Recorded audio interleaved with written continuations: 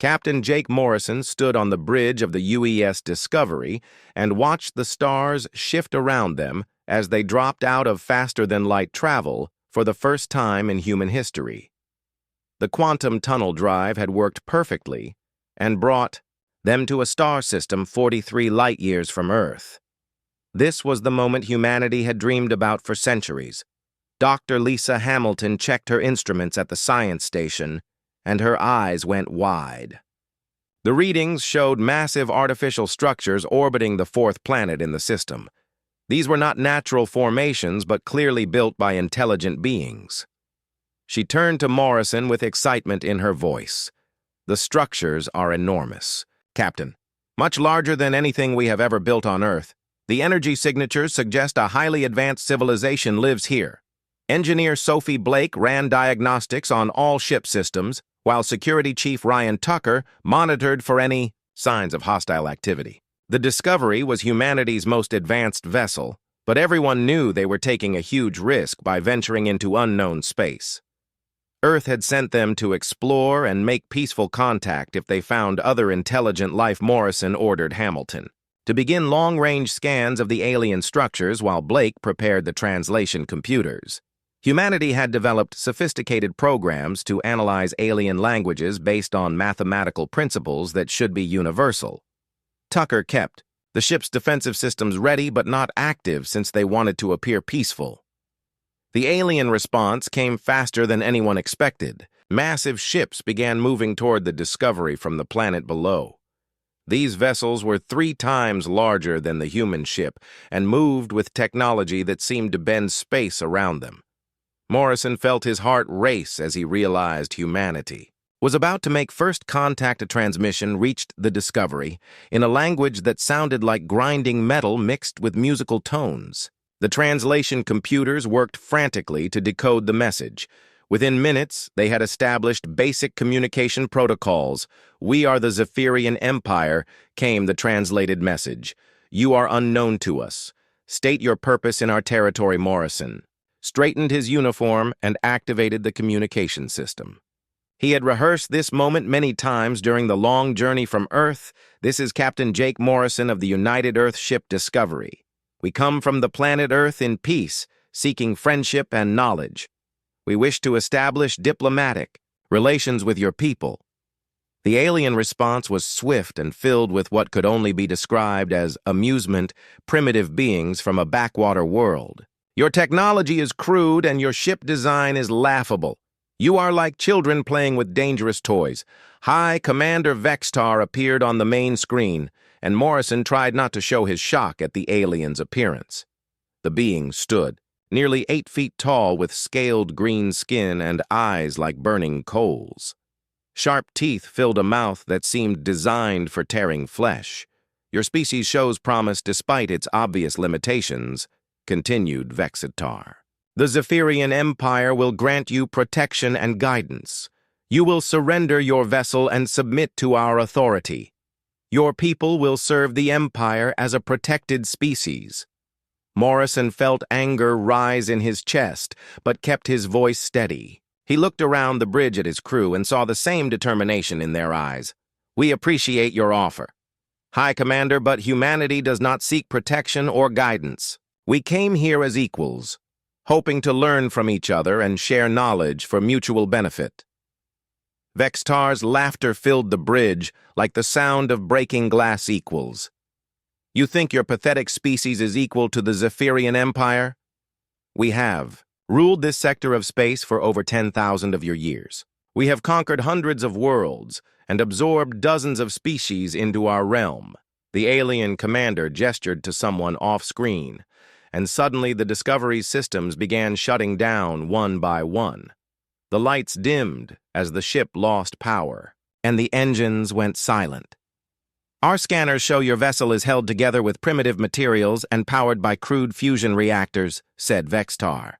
"Your weapons are projectile-based, and your shields are electromagnetic barriers that could not stop a determined asteroid." Blake worked frantically at her station, trying to restore power, while Tucker attempted to bring defensive systems online. Nothing responded to their commands. The alien technology had somehow taken complete control of their ship. You will come aboard our vessel, peacefully commanded Vextar. Your crew will be examined and catalogued. Your ship will be studied so we can understand how such a primitive species achieved interstellar travel. Morrison stood and faced the alien commander on the screen. We will not surrender our ship or our freedom, High Commander. Humanity has never bowed to tyranny, and we will not start. Now Vextar's eyes blazed with what might have been anger or amusement. Your species amuses us with its defiance. Very well. You will be taken by force, and your homeworld will be given one final chance to submit. We will broadcast a message to your Earth. 7 of your solar cycles to surrender or face the consequences. The transmission ended, and Morrison felt the Discovery being pulled toward the massive alien mothership by invisible forces. He turned to his crew and saw fear in some faces, but determination in all of them. Hamilton had managed to send a quantum burst transmission to Earth before the aliens took control. The message would reach home in minutes and warn humanity of what was coming. Tucker checked his sidearm and prepared for whatever came next, while Blake continued trying to regain control of their systems. All of them knew they might never see Earth again, but they had accomplished their mission. Humanity now knew they were not alone in the universe, and that a powerful enemy was coming home. The question was whether Earth would be ready for what the Zephyrian Empire would bring to their doorstep in 7 days. The emergency alarm echoed through the Global Defense Council chambers in Geneva as President Helen Carter rushed into the secure meeting room. The quantum burst message from the Discovery had reached Earth just 20 minutes ago, and already the most powerful people on the planet were gathering to decide humanity's fate. General Alex Stone stood at the massive holographic display showing the solar system, while Admiral Kate Rodriguez updated the tactical situation. Director Ben Collins entered the room carrying classified files that had not seen daylight for over 60 years. Madam President, we have a situation that requires immediate disclosure of Project Ironwall, said Collins as he placed the sealed documents on the conference table. Carter nodded grimly and activated the room's highest security protocols. The chamber sealed itself from all outside communication and electromagnetic interference. What they were about to discuss could not leave this room until humanity was ready. Ladies and gentlemen, began Carter, addressing the assembled leaders, we are about to learn secrets that have been kept from the public since the early 21st century. Director Collins, please brief us on Project Ironwall. Collins opened the first file, and the holographic display changed to show underground facilities hidden beneath major cities around the world. These installations had been built over decades. Using technology that officially did not exist, Project Ironwall began in 2019 when scientists at the SETI Institute detected artificial radio signals from deep space. The signals were brief and never repeated, but analysis showed they came from an intelligent source. World leaders made a classified decision to prepare for eventual alien contact. Dr. Amanda Foster entered the chamber carrying additional files marked with clearance levels above top secret. She had been the chief scientist on Ironwall for 30 years and knew every detail of humanity's hidden preparations. The signals we detected showed mathematical patterns that could only come from advanced technology, explained Foster. We realized that if aliens could send signals across interstellar distances, they were far ahead of us technologically. We needed to prepare for the possibility of hostile contact. Stone activated a new section of the display showing weapons systems that looked like science fiction. Energy cannons, quantum shields, and faster-than-light communication devices filled the screen. We used the alien signal data to reverse engineer theoretical technologies, continued Foster. Our quantum physics research advanced by centuries once we understood the mathematical principles hidden in those transmissions. Rodriguez pulled up defensive installations throughout the solar system. Orbital platforms disguised as research stations and military bases hidden on asteroids formed a network around Earth. The Zephyrians think we are primitive because they only scanned our civilian technology, said Rodriguez. They have no idea about our hidden defensive grid, or the weapons we have been developing for over 60 years. Meanwhile, aboard the Zephyrian mothership, engineer Sophie Blake pretended to examine the walls of their prison cell while actually studying the alien technology. The ship's corridors were filled with automated systems and computer networks that seemed incredibly advanced, but also surprisingly vulnerable. Blake noticed that the aliens relied completely on their computers for basic functions like lighting, atmosphere control, and navigation. They had grown so dependent on automation that they rarely checked their systems manually. This overconfidence could be exploited. Dr. Lisa Hamilton observed their alien captors and made notes about Zephyrian biology and behavior. The reptilian beings were clearly carnivores with enhanced strength and speed, but they seemed to have poor eyesight in low-light conditions. Captain Morrison used his neural implant to send encrypted messages back to Earth through quantum entanglement communicators. These devices had been secretly installed in all deep space crew members as part of Project Ironwall. The aliens are arrogant and overconfident, transmitted Morrison. They believe their technology makes them invincible, but I see weaknesses in their systems and tactics. They have not fought a real war in centuries. Back on Earth, Carter received Morrison's transmission and shared it with the Council. The information confirmed what Ironwall scientists had theorized about advanced alien civilizations. Species that dominate through technology often become complacent, explained Foster. They stop innovating and adapting because they have no serious challenges. This could be our advantage. Collins activated another display showing Earth's true defensive capabilities. The orbital platforms that looked like simple research stations were actually quantum artillery capable of firing projectiles. Through multiple dimensions, Project Hammer represents our most advanced weapons development, said Collins. We have weaponized quantum mechanics in ways that should be impossible according to conventional physics. Stone showed the Council footage of test firings conducted in deep space beyond Pluto. The quantum weapons had destroyed asteroids the size of small moons without leaving any trace of debris. The projectiles exist in multiple dimensions simultaneously, explained Foster. They can pass through conventional shields and armor because they are not entirely in our reality when fired. Rodriguez outlined the defensive grid that surrounded Earth disguised as commercial satellites and space stations. Each installation contained enough firepower to destroy a conventional fleet. We have been preparing for this day for over 60 years, said Carter, addressing the Council. The question now is whether our preparations will be enough against an empire that has conquered hundreds of worlds. Admiral Rodriguez activated a communication link to hidden military bases around the world.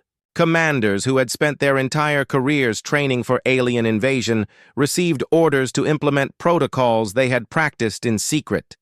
The Zephyrians expect us to surrender or fight with primitive weapons, said Stone.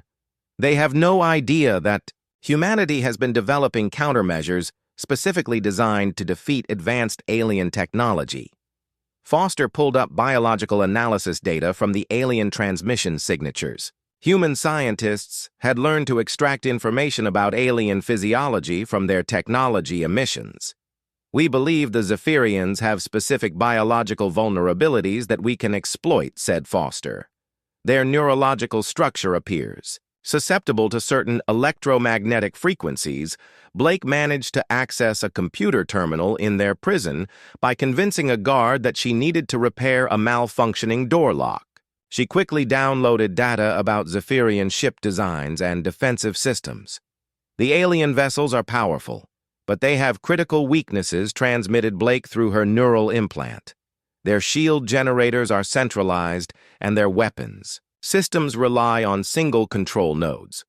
Morrison gathered intelligence from other human prisoners who had been captured during the initial encounter. The aliens had underestimated human resourcefulness and were not prepared for organized resistance. Carter stood before the Global Defense Council and made the decision that would determine humanity's survival. We will not surrender to the Zephyrian Empire, declared Carter. We will show them that humanity did not reach the stars by accepting defeat. All Ironwall protocols are now active. The hidden war for humanity's survival was about to begin. High Commander Vextar stood on the bridge of his flagship, the Eternal Dominion, and gazed at the primitive solar system that lay before his mighty fleet. 200 of the Empire's most powerful warships had emerged from hyperspace at the edge of what the humans called their home system. This would be the easiest conquest in Zephyrian history. Sub-Commander Krylak approached with tactical reports from the fleet's sensor arrays. The initial scans of human defenses showed exactly what Vextar had expected from such a backward species. The third planet shows minimal defensive installations, Commander reported Krylak. We detect approximately 30 orbital platforms and perhaps 50 patrol vessels scattered throughout the system. Their weapons appear to be primitive kinetic projectiles and basic energy beams. Vextar's scaled lips curled into what passed for a smile among his people. The human resistance would last perhaps 10 minutes against the overwhelming firepower of the Zephyrian fleet. He had brought enough ships to conquer a major civilized world, but these primitives would require only a fraction of his strength. Prepare bombardment formation, ordered Vextar. We will target their orbital installations first, then move to pacify their homeworld. I want this finished quickly so we can move on to more important conquests. The massive alien warships moved into attack positions around Earth's orbital space. Each vessel carried enough firepower to level a continent, and their shields could withstand the combined nuclear arsenal of most planets. Against primitive human technology, they were virtually invincible. Captain Morrison watched the enemy fleet deployment from his prison cell aboard the Eternal Dominion. The aliens had placed him where he could observe their preparations as a form of psychological warfare. They wanted him to see how hopeless human resistance would be. Engineer Blake had managed to access more alien computer systems by pretending to help repair damaged equipment. The Zephyrians were so confident in their superiority that they barely supervised their human prisoners. Their tactical doctrine is completely outdated, whispered Blake during one of their brief conversations. They rely on overwhelming firepower and advanced technology, but they have no experience fighting adaptive enemies. Dr. Hamilton had continued studying Zephyrian biology and behavior patterns. The aliens showed clear signs of overconfidence and rigid thinking that came from centuries of easy victories. They have not faced serious resistance in over 1,000 years, observed Hamilton. Their military doctrine assumes enemy surrender after the first demonstration of superior force on Earth. Admiral Rodriguez watched the alien fleet take positions through sensors hidden throughout the solar system. The Zephyrians were deploying exactly as human strategists had predicted based on their historical conquest patterns. They are following standard imperial doctrine, reported Rodriguez to President Carter. Overwhelming force concentrated in a single, decisive assault. They expect us to surrender immediately. General Stone activated Earth's hidden defensive network but kept the installations in stealth mode. The orbital platforms that appeared to be simple research stations contained some of humanity's most advanced weapons. Let them think we are defenseless, ordered Carter. Our advantage depends on them underestimating our true capabilities, Director. Collins monitored the quantum communication networks that connected Earth's secret military installations. Soldiers and scientists who had trained their entire lives for this moment were ready to defend their homeworld. Dr. Foster made final adjustments to the biological warfare systems that had been developed specifically to target Zephyrian physiology. These weapons would exploit weaknesses that the aliens did not even know they possessed. Vextar activated the fleet's communication array and broadcast his final ultimatum to Earth. His voice carried the arrogance of a species that had never known. Defeat primitive humans of the third planet. Your pathetic defenses cannot protect you from the might of the Zephyrian Empire. Surrender immediately, and your species will be granted protected status under imperial law. President Carter responded personally from the secure command center beneath the Swiss Alps. Her voice was calm and steady, despite the massive alien fleet threatening her. World High Commander Vextar, humanity rejects your demands. Earth is not for sale, and we will never bow to tyranny. If you want our world, you will have to take it by force. Vextar laughed at what he considered typical primitive defiance. Every species said the same thing before reality taught them the futility of resistance. Your courage is admirable but futile, responded Vextar. We will begin orbital bombardment in 60 of your seconds. When you see the destruction we can bring you, we'll reconsider your position.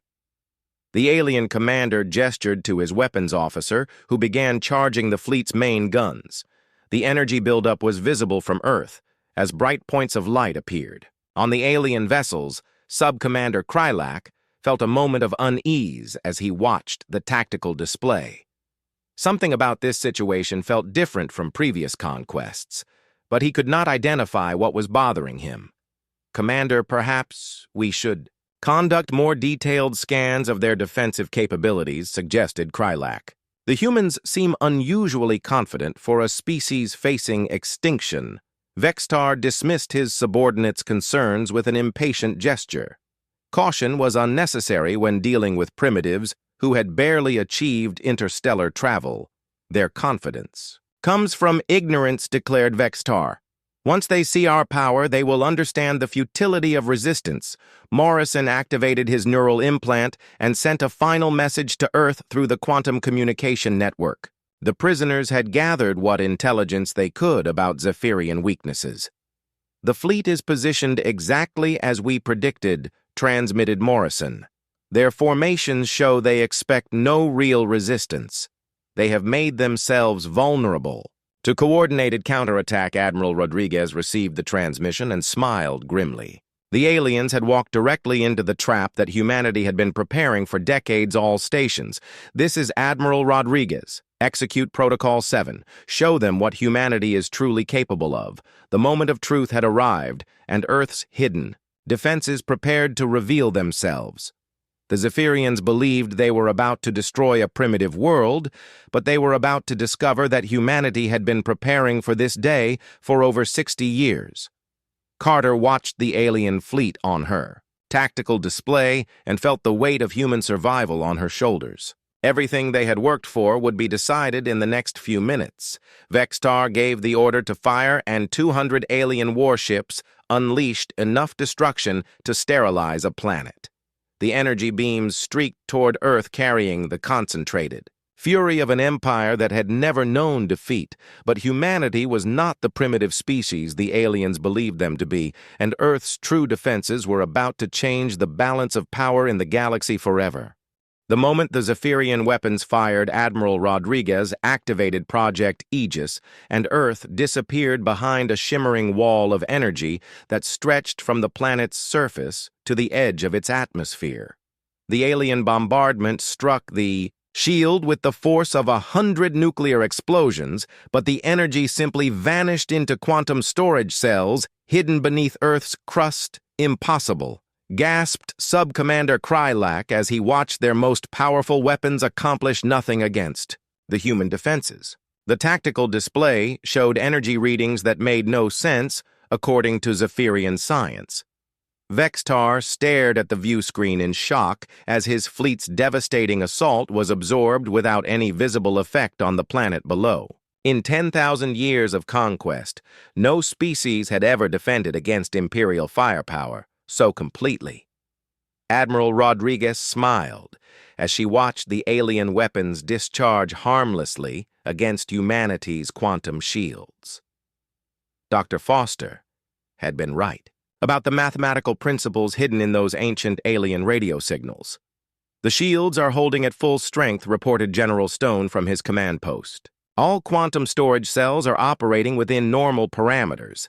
We can absorb this level of bombardment indefinitely. President Carter authorized the next phase of Earth's defense plan and gave Admiral Rodriguez permission to reveal humanity's true military capabilities. Execute Project Hammer, ordered Rodriguez. Show them what happens when they threaten Earth. The orbital platforms that had appeared to be simple research stations suddenly transformed as their stealth systems deactivated.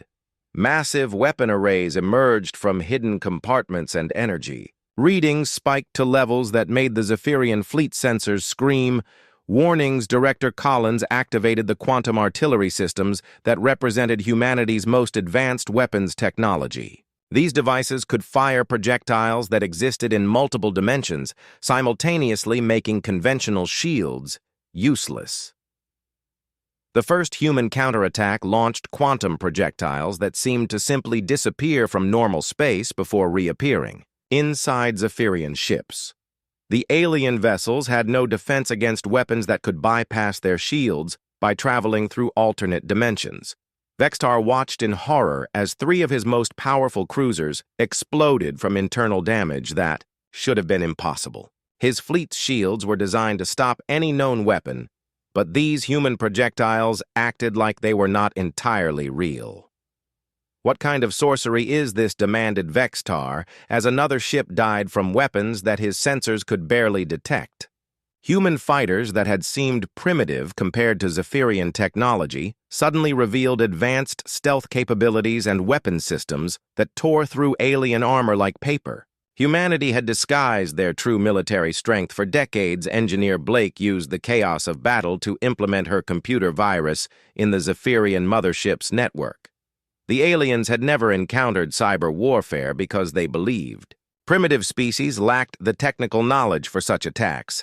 The virus spread through the fleet's communication systems, causing cascading failures throughout the Zephyrian network. Ships lost navigation control while others found their weapons targeting their own vessels. Captain Morrison and his fellow prisoners broke free during the confusion and began sabotaging critical systems throughout the mothership. The aliens had grown so dependent on automated defenses that they could not respond effectively to manual attacks. Dr. Hamilton deployed the biological weapon she had developed based on her study of Zephyrian physiology. The electromagnetic pulse was carefully tuned to disrupt the alien nervous system without causing permanent harm. Zephyrian crew members throughout the fleet suddenly found themselves unable to coordinate their movements as the neural disruptor affected their motor functions. The proud warriors who had conquered hundreds of worlds were reduced to helpless victims. Sub-Commander Krylak tried desperately to restore order to his command center, but the human virus had infected every system. His tactical displays showed false information while his weapons refused to respond to targeting commands. "Commander, our entire fleet is compromised," reported his weapons officer. "The humans have somehow taken control of our computer networks. We are defensively helpless." General Stone launched the final surprise that would complete humanity's victory over the seemingly invincible alien empire. Project Exodus activated and hundreds of human warships decloaked throughout the solar system. The vessels that emerged from stealth were unlike anything the Zephyrians had seen in their scans of human technology. These ships incorporated advanced quantum drives, energy weapons, and defensive systems that rivaled Imperial standards. Admiral Rodriguez had hidden Earth's true fleet, using technology reverse-engineered from the alien radio signals that humanity had detected decades earlier. The defensive grid around Earth was just the beginning of human military preparation. Vextar found himself surrounded by human ships that had appeared from nowhere using stealth technology that his sensors could not detect. The primitive species he had come to conquer was revealing capabilities that matched or exceeded Zephyrian standards. Captain Morrison reached the mothership's communication center and broadcast a message to the remaining alien vessels. His voice carried the authority of a species that had just proven its right to exist among the stars. "This is Captain Jake Morrison of the United Earth Defense Force addressing all Zephyrian vessels. Your fleet is defeated and your command structure is compromised. Surrender immediately or face complete destruction." The Zephyrian Empire that had seemed invincible just hours earlier was now a broken force surrounded by human ships and crippled by weapons they could not understand. Vextar's flagship drifted. Helplessly, with most of its systems offline, Blake completed her sabotage of the alien computer networks and activated a program that would prevent the Zephyrians from calling for reinforcements. The Empire's other fleets would receive no word of this battle until it was far too late. Dr. Foster monitored the biological weapons' effects and confirmed that the Zephyrian crew members were incapacitated but not seriously harmed. Humanity's Victory would be complete, but not genocidal. Rodriguez received reports from across the solar system as human forces secured disabled alien vessels. The mighty Zephyrian fleet had been reduced to space debris and helpless prisoners in less than 2 hours. President Carter opened a communication channel to Vextar's flagship and addressed the alien commander who had threatened to destroy her. World High Commander Vextar, your empire made a serious mistake when you underestimated humanity. We do not seek conquest or domination, but we will defend ourselves with overwhelming force when threatened. Vextar stared at the human leader and realized that his people had committed a catastrophic error. The species they had dismissed as primitive had just destroyed the most powerful fleet in Zephyrian history.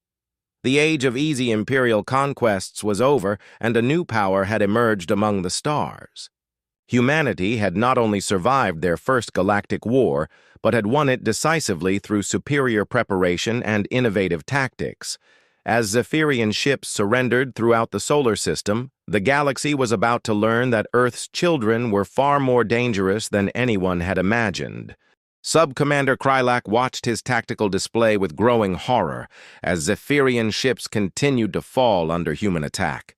The proud fleet that had conquered hundreds of worlds was being systematically destroyed by a species they had dismissed. As primitive just hours before, Commander, we have lost over 60 vessels, reported his communications officer. The remaining ships are requesting permission to retreat, but our hyperspace drives are offline due to the human virus.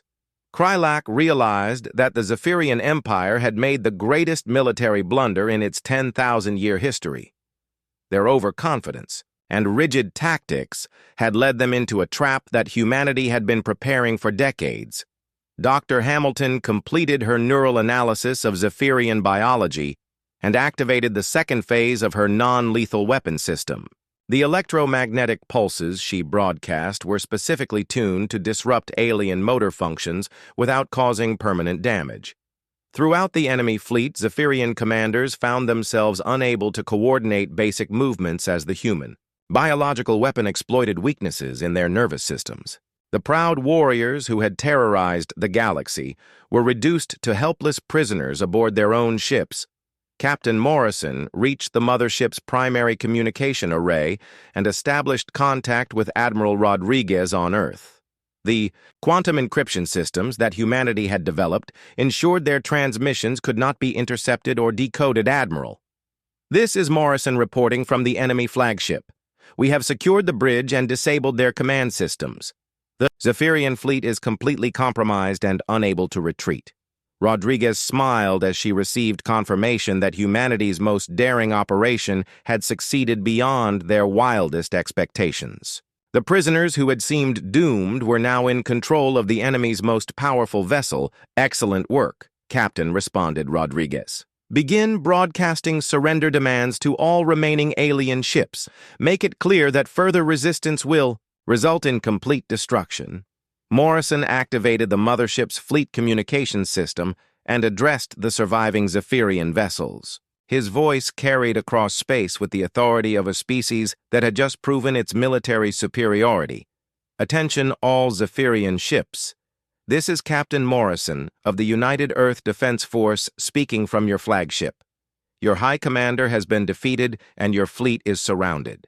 You have 60 seconds to surrender or face annihilation. Engineer Blake monitored the alien computer networks and watched as panic spread through the enemy fleet. The Zephyrians had no experience with adaptive enemies who could turn their own technology against them. The virus I introduced has completely compromised their command structure, reported Blake. They cannot coordinate defensive actions or call for reinforcements. The Empire has no idea what happened to their invasion force. General Stone coordinated the human fleet movements as hundreds of Earth vessels maintained perfect formation around the disabled alien ships. The tactical superiority that humanity had achieved was absolute and undeniable. All human vessels report ready status, announced Stone. We have the entire Zephyrian fleet under our guns and their escape routes blocked. They have no choice but to surrender. High Commander Vextar struggled against the neural disruptor effects as he watched his mighty empire's fleet fall to primitive humans who should have been crushed within minutes. His scaled hands shook as He tried to operate his command console. The impossible had happened, and the Zephyrian Empire faced its first major military defeat in millennia. Vextar realized that his people's assumptions about technological superiority had been catastrophically wrong. Dr. Foster monitored the biological weapons' effectiveness and confirmed that the alien crews were incapacitated, but not seriously injured. Humanity's victory would be complete without unnecessary bloodshed. The neural disruptor is working perfectly, reported Foster. Zephyrian motor functions are compromised, but they will recover completely once we deactivate the system. Our victory will be decisive, but Humane President Carter opened a direct communication channel to the Zephyrian flagship and addressed the alien commander who had threatened to destroy Earth just hours before. High Commander Vexitar, your invasion has failed completely. The Zephyrian Empire underestimated humanity and now faces the consequences of that mistake. You will surrender immediately and order your fleet to stand down. Vextar looked at the human leader and saw determination that matched his own species' legendary warrior spirit. But these humans had proven they possessed something the Empire had lost over centuries of easy conquest. We surrender, declared Vextar as the words burned in his throat like acid. The Zephyrian fleet yields to human forces. Admiral Rodriguez coordinated the systematic capture of every alien vessel in the solar system. Human boarding parties secured Zephyrian ships, while engineers began studying their advanced technology. Sub-Commander Krylak found himself under guard aboard his own vessel as human marines took control of critical systems. The aliens, who had seemed so primitive, were revealing military discipline that impressed even their captives. Your people fight with honor, observed Krylak as he spoke with Captain Morrison. We underestimated your species greatly. Morrison nodded as he supervised the transfer of alien prisoners to secure holding areas. The Zephyrians would be treated well but kept under strict control. Until Earth decided their fate, the Empire made assumptions. Based on incomplete information, responded Morrison. You saw our civilian technology and concluded we were primitive. That was your first mistake. Director Collins monitored quantum communication channels as news of humanity's victory began spreading throughout the galaxy. Species that had lived under Zephyrian domination for centuries were learning that the mighty Empire had been defeated. The galactic communication networks are alive with reports of our victory, announced Collins. Word is spreading that a primitive species from the Outer Rim has destroyed a Zephyrian invasion. Fleet Blake accessed the alien database systems and began downloading information about Empire technology and territorial holdings. The intelligence humanity was gathering would prove invaluable for future operations. The Zephyrians have detailed records of hundreds of conquered worlds, reported Blake. Many species are held in slavery or forced tribute arrangements. Our victory could inspire widespread rebellion against the Empire. President Carter realized that humanity's actions had consequences far beyond defending Earth. They had struck a blow against galactic tyranny that could change the balance of power. Among the stars, General Stone coordinated with Admiral Rodriguez as they planned the next phase of Earth's strategy. The alien fleet would provide valuable intelligence and technology while sending a message throughout the galaxy. The Zephyrian Empire's reputation for invincibility has been shattered, declared Stone. Every species in this sector will know that humans cannot be conquered through technological superiority alone. Dr. Hamilton completed her analysis of alien psychology and confirmed that the Zephyrians were capable of adapting to new realities despite their rigid social structure. They are beginning to understand that their assumptions about primitive species were wrong, reported Hamilton. Some, like Sub-Commander Krylak, seem willing to accept new paradigms. As the last Zephyrian vessel surrendered to human forces, the galaxy prepared for changes that would reshape interstellar politics. The age of imperial dominance was ending, and humanity had announced its arrival among the stars with overwhelming force. High Commander Vextar stood in the secure conference room aboard the UES Liberation and faced President Carter across a table that would determine the future of galactic civilization. The proud alien warrior who had come to conquer Earth now found himself negotiating the terms of his empire's surrender. The Zephyrian Empire formally yields to human authority. declared Vextar as the words tasted like bitter defeat in his mouth. "We accept full responsibility for our unprovoked aggression against your species." Carter studied the alien commander and saw something unexpected in his burning eyes. Behind the pride and warrior arrogance was the beginning of respect for an opponent, who had proven superior through preparation and innovation rather than brute force. "Humanity does not seek to rule over other species," responded Carter. "We propose a new order based on cooperation and mutual respect rather than domination," and Fear Sub-Commander Krylak had spent weeks studying human culture and military doctrine since his capture. The species that had defeated his people possessed qualities that the Empire had forgotten during centuries of easy conquest. "Your people combine technological innovation with adaptive thinking," observed Krylak. "The Empire grew complacent because we faced no real challenges for millennia." Admiral Rodriguez reviewed reports from across the galaxy as news of humanity's victory continued spreading. Species that had lived under Zephyrian domination for generations were beginning to rebel against their imperial governors. 17 worlds have declared independence from the Empire, reported Rodriguez. The defeat of their invasion fleet has shattered their reputation for invincibility. Captain Morrison had been promoted to admiral and now commanded Earth's first diplomatic mission to the Galactic Core. The UES Liberation carried representatives from multiple species who sought alliance with humanity. Dr. Hamilton served as Earth's first xenobiological ambassador and had established communication protocols with dozens of alien species. Her expertise in alien psychology proved invaluable for building trust with former Imperial subjects. Engineer Blake headed the new Department of Technological Integration and supervised the analysis of captured Zephyrian technology. Human scientists were reverse engineering alien innovations while developing improvements based on human ingenuity. Director Collins coordinated intelligence operations throughout the galaxy as humanity established its presence among the stars. The network of contacts they were building provided early warning of potential threats.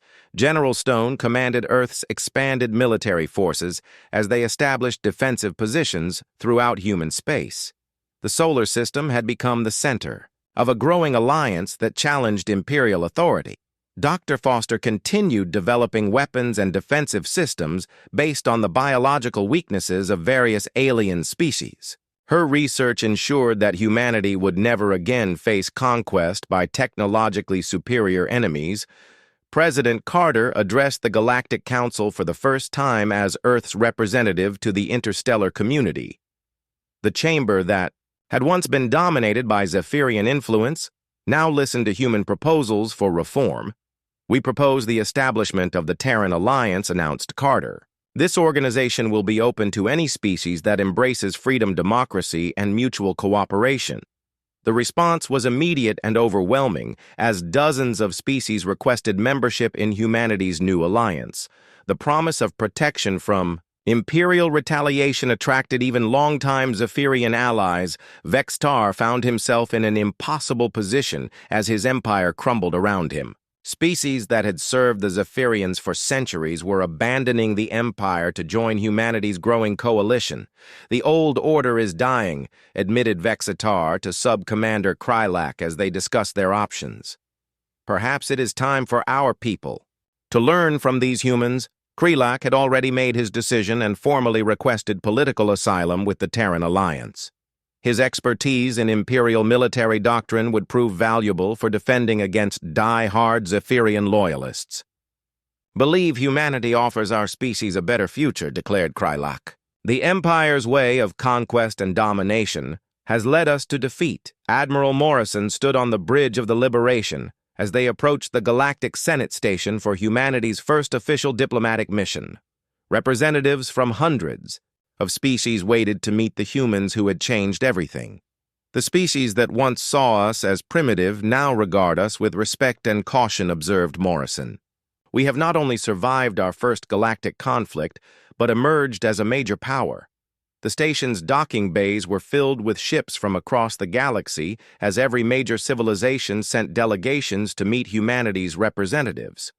The balance of power among the stars had shifted dramatically, Captain Blake monitored the quantum communication networks and reported on Imperial fleet movements throughout Zephyrian space. Loyalist forces were consolidating around core worlds, while outer territories declared independence. The Empire is fragmenting into multiple successor states, reported Blake. Civil war appears inevitable, as different factions compete for control. Of remaining Imperial territory, President Carter received reports from human diplomatic missions throughout the galaxy as Earth's influence continued expanding. The Terran alliance was growing rapidly as more species sought protection and partnership. 57 civilizations have formally requested alliance membership, announced Carter during a secure council meeting. Our victory over the Zephyrians has inspired a galactic revolution. Dr. Hamilton negotiated cultural exchange agreements with species that had never interacted peacefully with outsiders before. The xenophobic isolation that had characterized galactic politics was giving way to cooperation. Psychological impact of our victory cannot be overstated, reported Hamilton. Species throughout the galaxy are re-evaluating their assumptions about technological superiority and military dominance. The Liberation docked at the Galactic Senate Station, and Admiral Morrison led humanity's delegation through corridors filled with alien representatives. The mixture of respect, wariness, and curiosity in their expressions told the story of how much had changed. Ambassador Foster presented Earth's proposals for galactic reform to an audience that included former Imperial governors and rebel leaders. The principles of democracy and individual freedom were spreading like wildfire through civilizations that had known only authoritarian rule. General Stone coordinated defensive preparations as human territory expanded through alliance agreements and voluntary annexations. Earth's military responsibilities were growing as fast as their political influence. The age of Zephyrian dominance is over, declared Stone during a military briefing. Humanity must be prepared to defend our allies and maintain galactic stability. Admiral Morrison entered the Galactic Senate chamber. He reflected on how far humanity had come since that first disastrous encounter with the Zephyrian Empire. Earth's children had not only survived among the stars, but had become leaders of a new galactic civilization. The representatives of hundreds of species rose as the human delegation took their seats. Some showed respect while others displayed wariness, but all recognized that the galaxy would never be the same. High Commander Vextar watched from the observer gallery as humanity addressed the galactic community for the first time. The species he had come to conquer was now reshaping interstellar politics through the same determination that had led to his defeat. President Carter stood before the assembled representatives and spoke words that would echo through history. Terran Alliance stands ready to defend freedom and cooperation throughout the galaxy. Humanity has learned that our greatest strength comes not from technology or weapons, but from our refusal to accept defeat and our infinite capacity for growth. The age of human leadership among the stars had begun.